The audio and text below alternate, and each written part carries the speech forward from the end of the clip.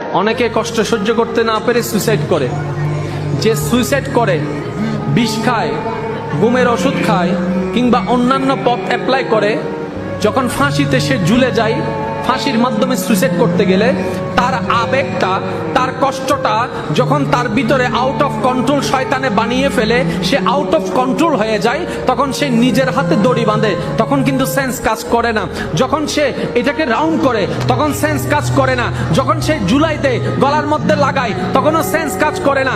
যখন সে ঝুলে যায়, পা থেকে চেয়ারটা সরাই ফেলে, যখন আর কোনো উপায় থাকে না, তখন শয়তান ওখান থেকে সরে যায়। সরে যাওয়ার পরে তার বিবেক তখন কাজ করা শুরু করে, তখন সে নিজেই বাঁচতে চায়, নিজেই ছুটতে চায়, কিন্তু আর কোনো উপায় থাকে না। তখন সে ভাবতে থাকে, আমি কেমনে করলাম, আমি কেমনে করলাম, কষ্ট তো আরো অনেকের জীবনে আছে, ওরা তো ঝুলে নাই, আমি কেন ঝুলে গেলাম।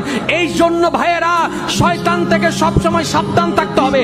তাকে কখনো লাই দেওয়া যাবে না, পাত্তা দেওয়া যাবে না। সে আসার আগে রাস্তাটা বন্ধ করে দিতে হবে। এটাই হচ্ছে ইমানদারের কর্তব্য। ইমানদার শুধু বলবে, কষ্ট দিলেও আমি আল্লাহর, কষ্ট না দিলেও আমি আল্লাহর।